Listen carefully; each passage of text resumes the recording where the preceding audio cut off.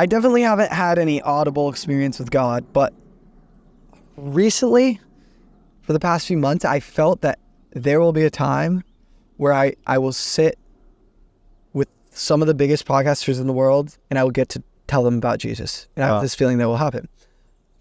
Again, the reason I'm bringing it up is because I don't actually know if that's like I've always struggled with pride. I've always wanted to be the center of attention. I wanted to be a YouTuber, and then I found Christ and I changed my route, but I stayed on YouTube. Yeah. And I had a lot of suspicion of, is changing my route just reforming my pride in a different way, or is it actually for God? Yeah. And like I said, when I started this podcast, I really didn't know, but then after like things happened, I felt like God was blessing it.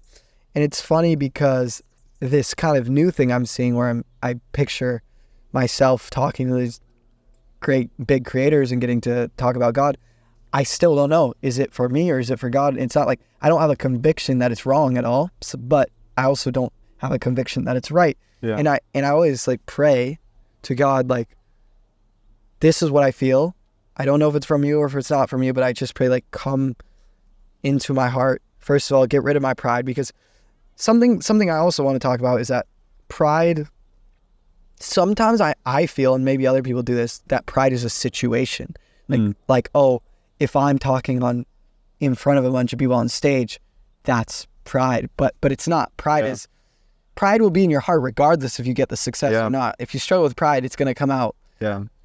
I do think that the enemy will leverage success to bring out your pride. Yeah. But so first of all, I pray, like, God, please get rid of my pride. But second of all, I just pray, like, God, I don't know if this is from you, but like, come into my life and have your way. Just have your way, because and I think that's very interesting, because you were talking about this book, and it's clear I feel that the book is for God, but I don't know if you, like, do you always feel a clear conviction that what you're doing is for God, or do you sometimes not know? Because I feel like a lot of times I don't know, and I gotta just take that step in faith. Yeah. Yeah. Well, what are your thoughts on that? Yeah, I've two thoughts with it.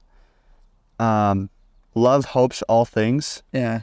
So with that, it's been a kick I've been on, is when I do something, I'm going to, rather than fall into this like continual battle in my mind where I'm like, am I doing it for God? Am I not doing it for God? What am I doing? How do I know if I'm doing it for God? I hope all things. So I hope that God put it on my heart to do for a reason. And with that, I hope that I do it for God.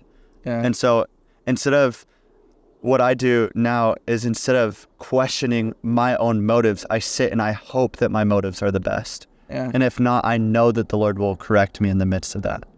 And what's been cool is, even with this book, so when you say I hope that my motives are correct, sorry to cut you off. No, that's to go deeper. Yeah. How is that like a biblical concept? Yeah. Because couldn't I just be like, oh, I'm going to go hook up with this chick and I hope my motives are correct? Yeah. So I think with that, you search your own heart. Yeah. And so you ask the Lord to search your heart. You don't search your own heart. You ask the Holy Spirit. You say, search my heart, O Lord. That's what King David did in Psalm 51. Yeah. And so with it, you say, God, I know that love hopes all things.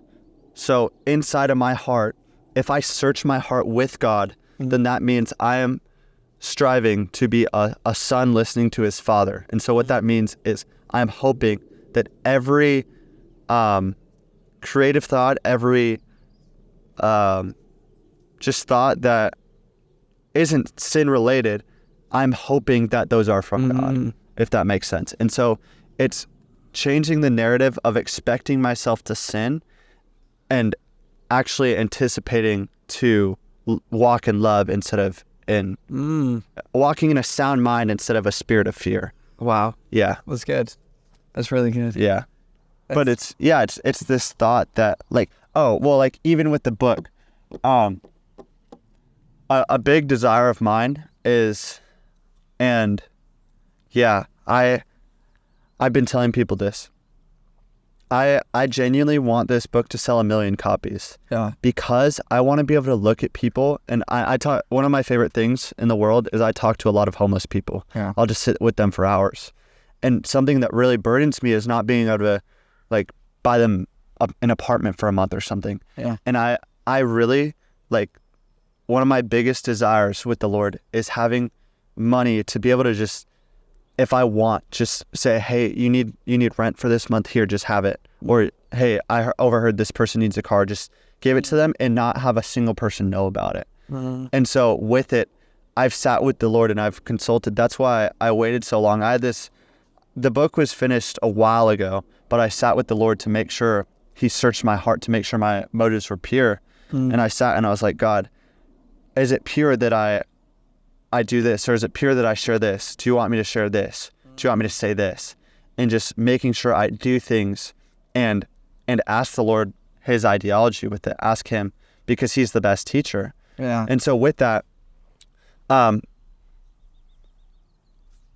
me, I grew up very against God. So with that, I heard all of these other voices besides God's voice my entire life. Yeah.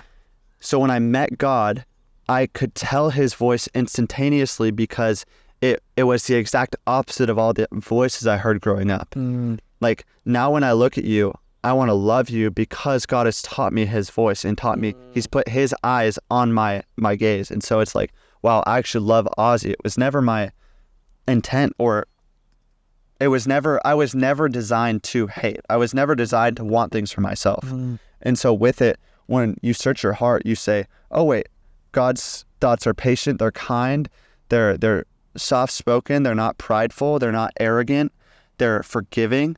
And I when I do something big or something important, or even just everyday life choices, I ask myself before doing it, or even if I talk to someone, because like living in LA, you talk to so many people in the industry.